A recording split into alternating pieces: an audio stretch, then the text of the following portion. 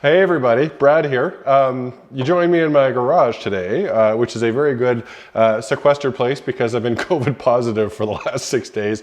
Finally getting over the symptoms, but I'm still positive. So instead of opening my door and going for a nice drive and going to see people, sitting in my garage making a video, which is what I probably should have done anyway, because this video is all about what I hope to be a proper send-off of my awesome and still missed 2018 Honda Clarity.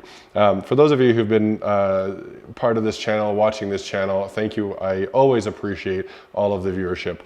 You'll know that I absolutely loved that car, and even going against type, I sold it, which still a good idea. I'm still happy that I did, but that doesn't mean that I don't miss that car and didn't appreciate every last thing it did for me. So that's a long intro, but this is going to be my proper send-off to that car, including, hopefully most importantly for all of you folks, all of the costs, statistics, ownership experience of 3 years and 9 months, almost to the day. So stick around for that. Thanks so much.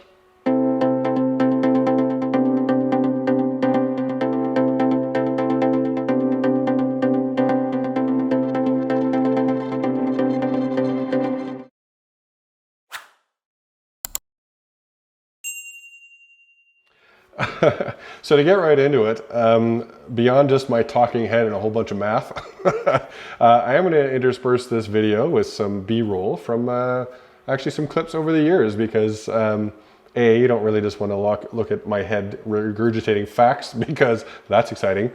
Even though it's kind of the point of the video, it's still not exactly the most compelling way to deliver content. So, but along the way, it reminded me again of how awesome that car has been and how much I kind of miss it, despite the fact that I've moved on. It was a great car, and for those of you who are viewers of this channel, A, thank you very much. Again, I always appreciate that. But B, you know that I was a huge fan. So I'm going to get a little pedantic with some numbers here, but at the end of the day, it was a practical car bought for practical purposes. And I have to be a practical guy. I'm a regular person. I've got a regular job, family, kids, house, parents, all of those things. I'm not made of money. I'm not like some of those great YouTubers who can go and buy a Ferrari, and good on them, because don't we all want that? So in the interest of practicality, let's run down, if you don't mind, my experience with this car. So 2 seconds of preamble, I promise, and then I go right into it. My ownership experience with practical cars has been, leading me down a path of reliability and low cost. And so the Clarity was a 93,000 kilometer, 3 year and 9 month proof of concept, effectively, that I could introduce a full EV into my life without it being a major inconvenience. So that was effectively the reason why I bought that car. Obviously, for all the other reasons you've seen over the years of my videos, it's been great. Again, far beyond expectations, but it was fundamentally that reason, and that reason alone, that I bought that car.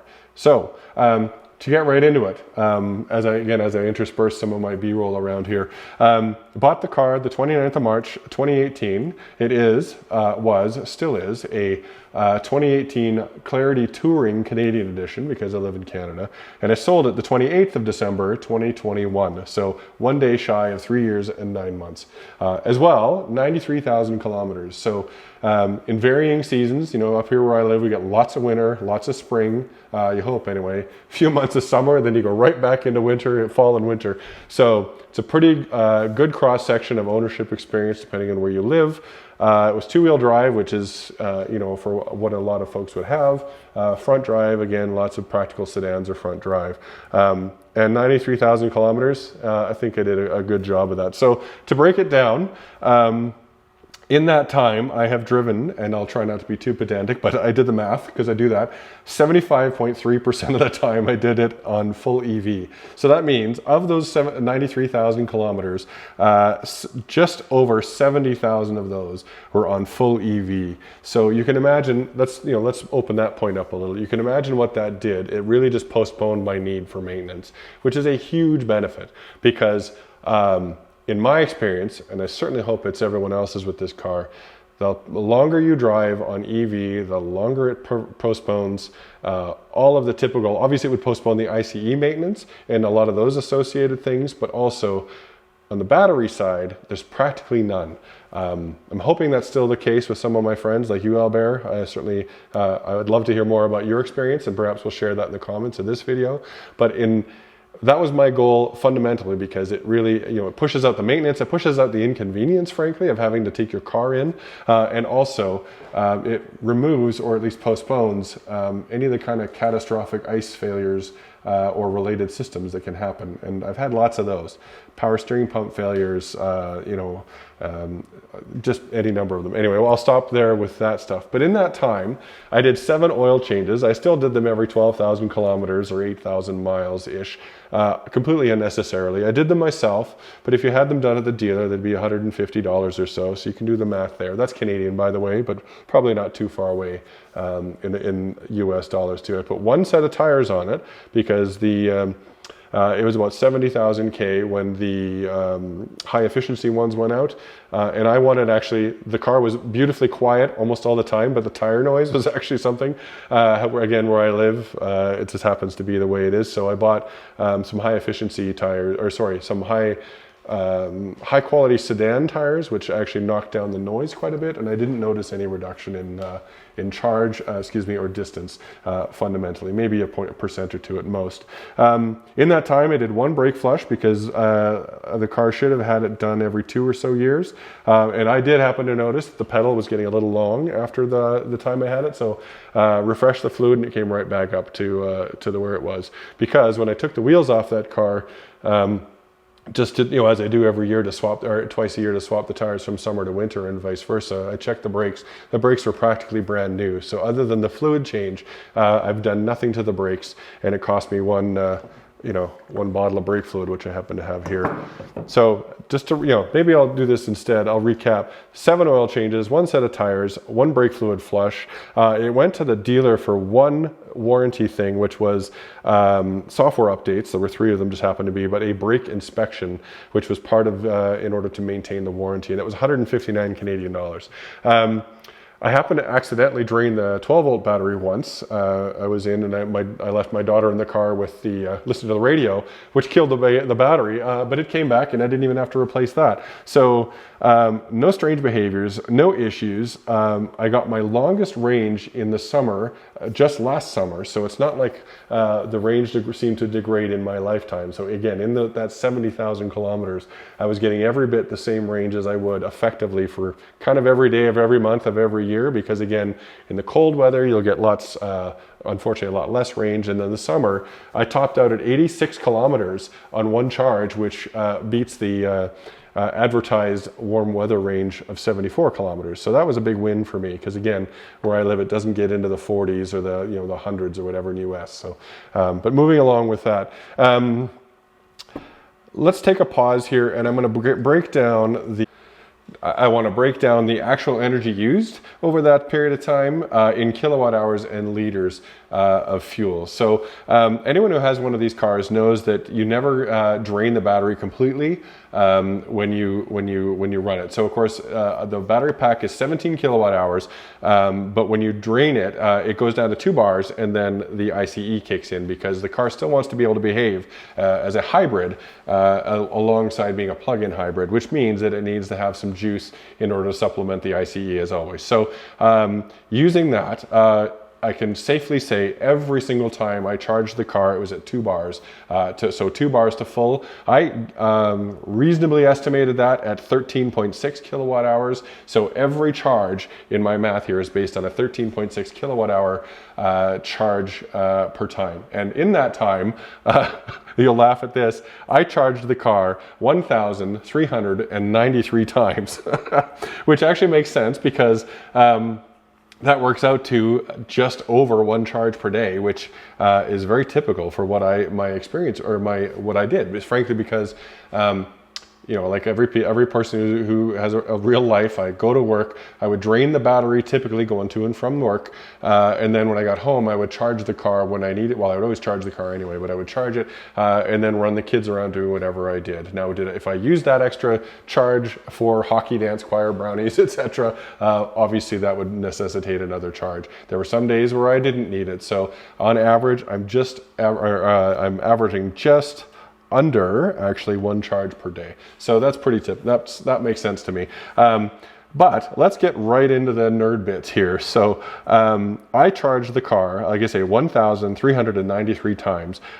Multiplying that by 13.6 kilowatt hours, I used 18,946.4 kilowatt hours to go 70,039 kilometers. Again, 75.31% of that car's life that I had was fully electric. So 18,946.4 kilowatt hours. To go, the remainder, which I used in hybrid mode, i.e. when the ice was on, that was 22,960, because again, it was just, I call it just under 93,000. I used 1,258.75 liters of fuel. So you can do your own math for how that makes sense. I have some of my own numbers. I mean, I did actually break this down year by year, which I won't bore you with right now, but I will actually, if anyone asks for it, I will share my spreadsheet with what the kilometers I drove, kind of estimate for what fuel costs were. It was usually $1 a liter-ish. Again, I'm in Canada, but lately it's been as high as $2 a liter. Not right where I live, but it was awfully close, and that's quite ridiculous. So that's why I broke this down into pure kilowatt hours and liters, because then you can intersperse and interject your own rates for those as you go. So that's that. What else can I say of interest in this car other than some sum up comments here?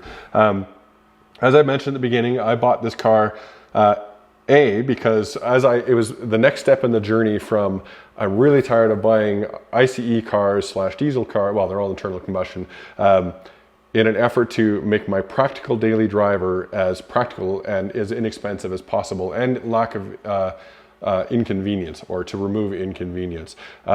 I had the minivan. I went from a gas-powered minivan to a diesel-powered wagon, which blew up. That was the power steering pump failure, air suspension failure, everything else that goes along with that.